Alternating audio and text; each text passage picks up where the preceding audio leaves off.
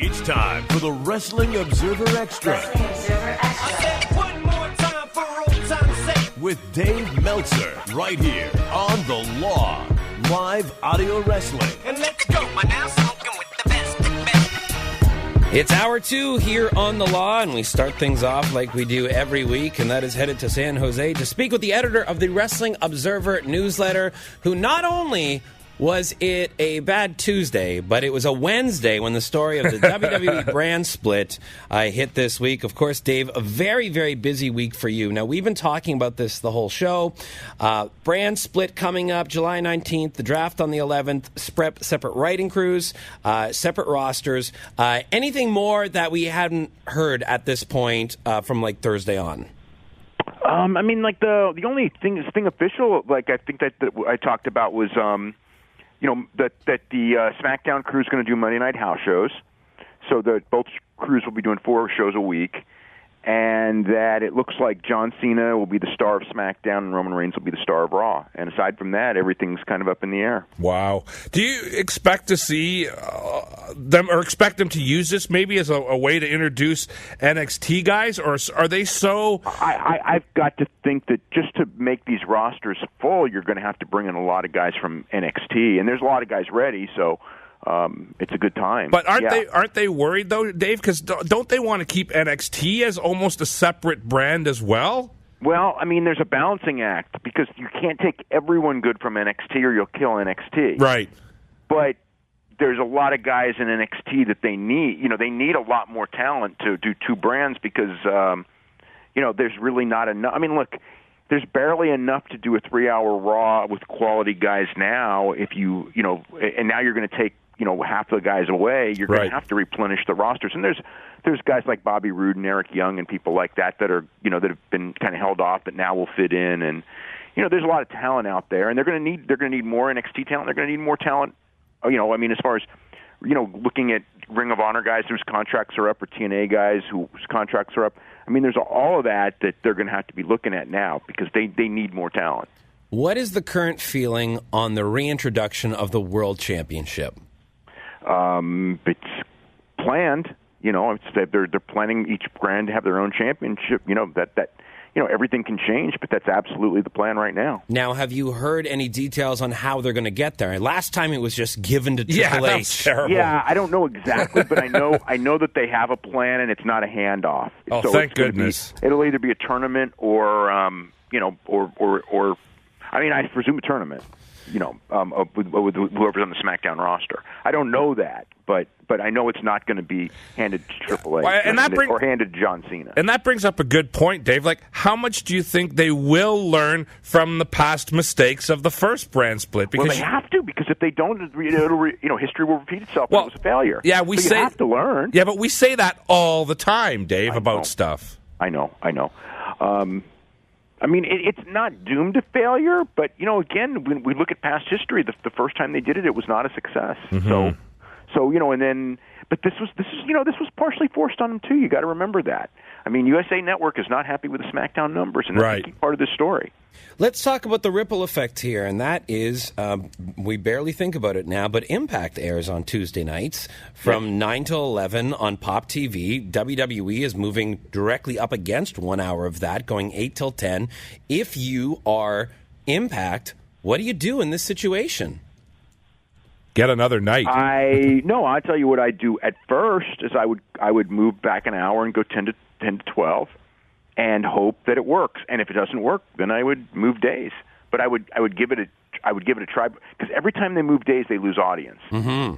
So I don't really, it's like it could be a blessing in disguise if you. I mean, you could even go in the time slot you have, but to me, then what's going to happen is you're sacrificing your first hour and then hoping you get a bunch of viewers for your second hour. I would rather, even though the second hour would then be 11 to midnight, I would rather take my chances going from 10 to midnight, right after SmackDown ends, and hope that there's going to be, let's say, 2.5-3 million people who are watching, and even if like 1/5 of them or go, well, you know what, I'm watching wrestling, let me switch to the other wrestling. That's 600,000 people, which is a lot more than they get, and double. It won't be that high. Yeah. But whatever it is, all you're looking for is an increase over 300 or to stay at 300, because if you move days, you're going to be in the low twos. I mean, that's a reality. So anything above the low twos is a gain, I think, if they can stay on Tuesday. But go in there.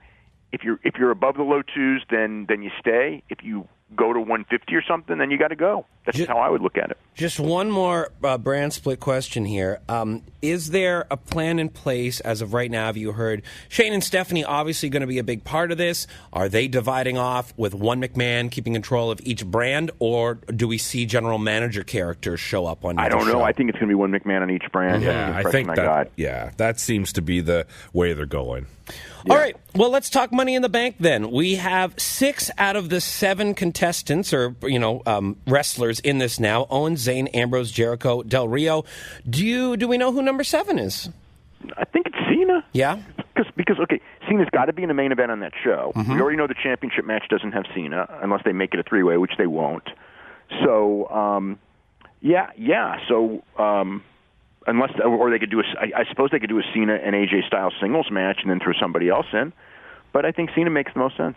Yeah, and he's had it before. He's been in there before, so yeah, and he doesn't and he doesn't have to win, right? And he shouldn't win. I guess he could. It'd be intriguing if he did, but then it kind of doesn't make sense, because if Cena wins the Money in the Bank, then he's got to cash in before July. So. Yeah, I think it's better to go in there with a heel winner anyway. Money in the Bank's better for a heel. I think everyone wants Owens to win that one. I think it'd be my pick. Yeah, I think it's our pick too, for sure. Yeah. We saw a tease earlier today on Bray Wyatt's Twitter account saying, "I make Warriors of the Unwanted for you, Abby." And once again, there's a picture there of a girl in the woods. The Sister Abigail character has been rumored for so long. Is this the tease to that? It sounds like it. I mean, it's been talked about for a long time of doing that. So I know that it's.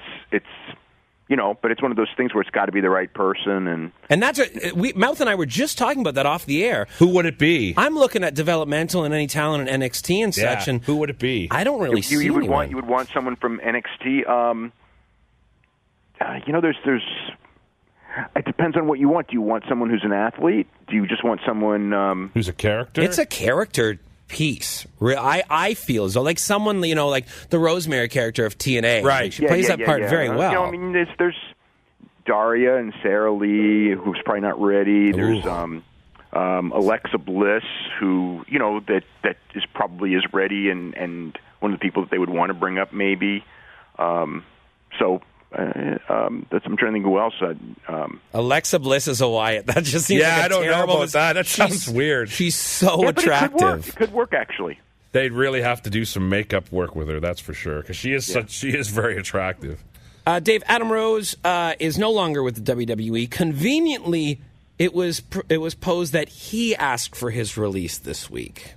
Yeah, convenient. I mean, I think it was I think that it was pretty inevitable after the arrest, and then it came out that there was another police incident in March, with domestic, violence thing, that he was going to be he was never going to be brought back. I mean, they don't put up with that. Plus, he's got the 2 strikes, and then he complained about the second one, and everything was working against him.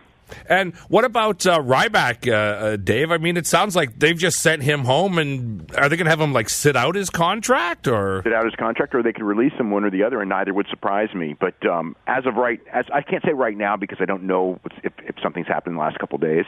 But as of the middle of last week, I know there'd been no contact at all, and everybody was just going under the assumption that they're parting ways. Just a question of is it going to be at the end of the contract, which doesn't have much time left, or and probably will be, because it's just it's smoother to just let the contract go, rather than bring because if you fire him early, could there be some illegal thing, unfair termination or something? But when the contract goes, the contract goes. Does he have a lot left on his contract, or as far as time? I mean, he's got.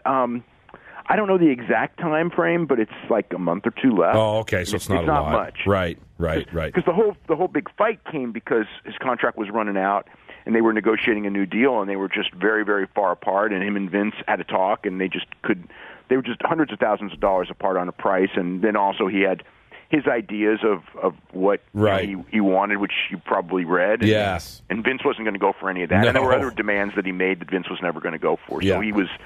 Yeah, I think Vince just kind of said, hey, look, we're not doing business this way, and he went home. See you later. It is funny, though, if you look at the time that you have guys like Cody Rhodes and Wade Barrett and Ryback no longer want to be with the company. At the time of a brand split, this would have been where they could have got more television time and programs to benefit them in their careers. It could have helped. It could have helped all three, in theory. In theory, it should have helped all three, especially Ryback, I think. Barrett, I mean, I've always been high on Barrett, but they haven't for whatever reason. Because he talks really good and he wrestles well. He's tall. He's tall. I don't know what it is. I don't know what it is where they lost interest in him. I don't know if it's the injuries and Vince thinking that he's not worth the investment because he gets hurt too much. And it could be that. Cody. Look, we'll see what happens with Cody. Cody Rhodes Cody Runnels. I mean, it looks like he wants to do Ring of Honor, the indie circuit. Yeah, Ring of Honor, PWG. Yeah. From that tweet he put out with the list, I mean, more than half of it was names from Ring of Honor. Yeah. I was surprised.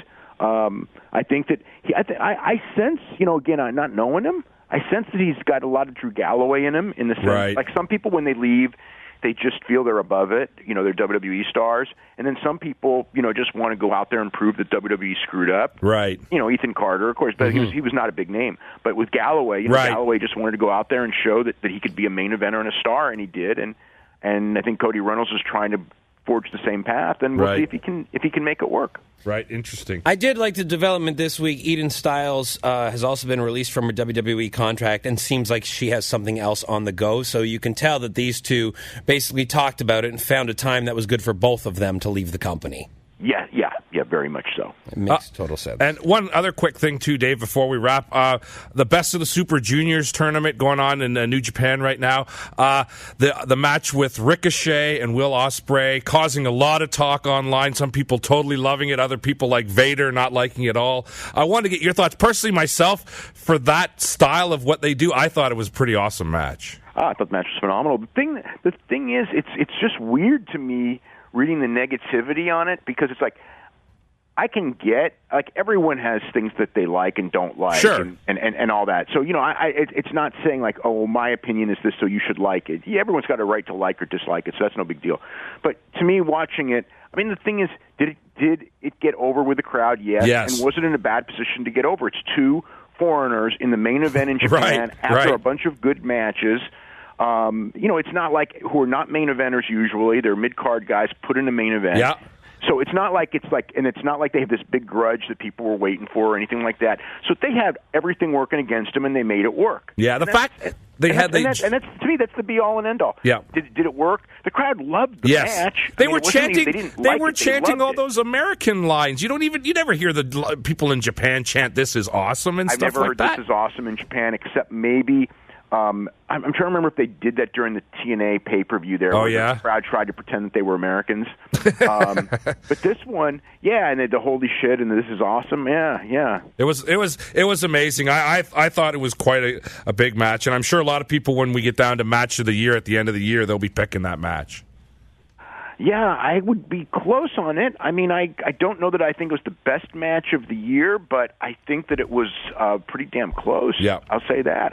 I thought it was phenomenal. It's weird because, again, I tweeted this even. It's like the negativity reminded me of every generation. When somebody new comes and does something, you're getting some people who just don't want it. And I know I went through that the first time I saw Randy Savage.